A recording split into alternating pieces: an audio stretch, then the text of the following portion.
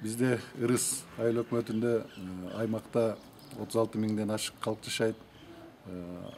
Ар түрдүү улуттун өкүлдөрү, ошонун 80% өзбек калкы, өзбек улутундагылар, 18% кыргыздар, калгандары башка улуттун өкүлдөрү.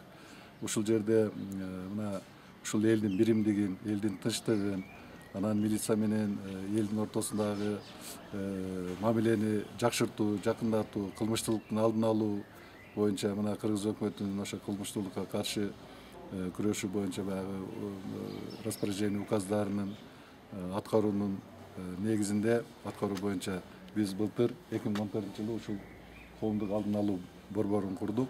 Бул коомдук алдын алуу борбору толеранттуулук, эл аралык толеранттуулук фондунун, анан Англиянын Сейферфолд деген организациясынын ошол менен биргеликте ушул долбоордун негизинде ушул коомдук алдын алуу борборунун имараты курулуп калды. Бул былтыр 2014-жылы октябрдын аягында башталып, декабрдын башына бүттүрдүк. Ичинде бүт бардык условиялары менен мебель, оргтехникасы бүт бардыгы ошол долбоордун негизинде алкагында алынды. Айыл өкмөттүн бюджетинен ушул имараттын курулушуна 490 миң акча кетти. Бул общий сметная стоимости 1 миллион 200 миңден ашык болот. Менин өзү иштөө принцибим бирдемкени жасагандан кийин ал жасалма жүзүндө болбош керек. Ал ошол элге кызмат кылыш керек. Ар бир бөлмө, ар бир бул жерде предмет бир өзүнчө бир кызмат көрсөтүш керек да. Бул жерде киргенде эле өзүңүз көрүп тургандай оң жакта биздин милициянын участковый бөлүмчөсү, башчысы Шавкат. Бул жерде өздөрү айтып беришет. Ушул келген адамдар биринчи ушуларга кайрылышат, өзүнүн кандай маселе менен келген боюнча. Эгерде ошо милиция кызматкерлеринен чоочуласа же башка болсо, мына бизде кийинки бөлмөбүздө жаштар комитети, аксакалдар соту, аялдар комитети отурушат. Бул жерде негизинен кайсы маселелер чечилет? Мисалы үчүн азыр мен айтып кеткендей, мына элибиз мындай тыгыз жайланышкан, анан менталитети кичине бөлөкчөрөөк. Ошондуктан эгерде милициядан чоочулап же аларга бир нерсени айта албаса, алар бул жерге келип, мына жаштар болсо жаштар комитетине, аялдарга, аксакалдар сотуна кандай үй бүлөлүк кандай маселелер болсо, булар менен ошол маселелерди чечип, анан чогуу бир чечим чыгарып туруп, биздин өзүбүздүн компетенцияга жараша. Эгерде биздин компетенцияга жетпесе, анан биз толук кандуу консультация берип, анан калган иштерди жогору жактарга жөнөтөбүз, же ушул жерден чечебиз, ошол маселелер чечилет да. Эки жол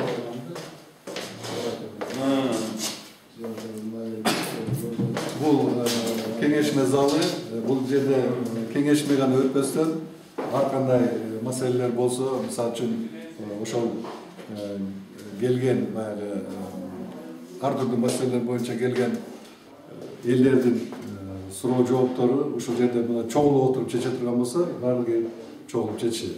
Мына алды биздин ушул борбордун мүчөлөрү болуп, айыл башчылар ар бири өздөрүнүн баягы милдеттерине жараша, булар ошол коомдук алдын алуу борбордун мүчөлөрү болуп эсептелет. Андан сырткары бул жерде ар түрдүү окуулар, жолугушуулар, мына элдин арасында ачылгандан бери бир топ семинар кеңешмелер болуп өттү. Ошол эле баягы диний экстремизмге каршы, терроризмге каршы ар түрдүү маселелер бул жерде дайыма карап турабыз. Жакын эле биздин 10-отделдин сотрудниктери менен, имамдардын катышуусу менен, айыл башчыларынын катышуусу менен ушул жерде кеңешме болуп өттү.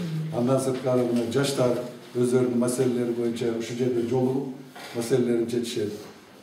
Бул аялдар комитети, аялдар өздөрүнчө чогулуп отуруп, бул зал постоянно ачык болот. Мына келип, айыл өкмөттүн билесиңер ар түрдүү маселелери көп, жер боюнча, суу боюнча бир топ маселелер бар. Бирок жанагы үй бүлөлүк карама-каршылыктар, анан баягы жаштардын арасындагы кылмыштуулук, мектепте болгон нерселер, ошолордун баардыгын азыр мен жарым жартылай ушуларга жүктөп койдум. И өзүм дагы убактым кичине үнөмдөлүп атат да. Үнөмдөлүп атат. Анан экинчи жагынан алганда бул кишилер дайыма элдин арасында жүрүшөт. Ошол эле өздөрүнүн комшулары, туугандары, ошол жерде баары тааныган билгендер, анан келип бул жерде ачык, айкын сүйлөшүп туруп, анан ошол маселелер мындай биздин айыл аймагында жолго коюлуп баратат да, жол коюлуп баратат. Ошол эле мына өзүңүз көрдүңүздөр, бул жакта баардыгы компьютер, принтер, баягы көчүрмө оборудованиялар менен камсыз болгон.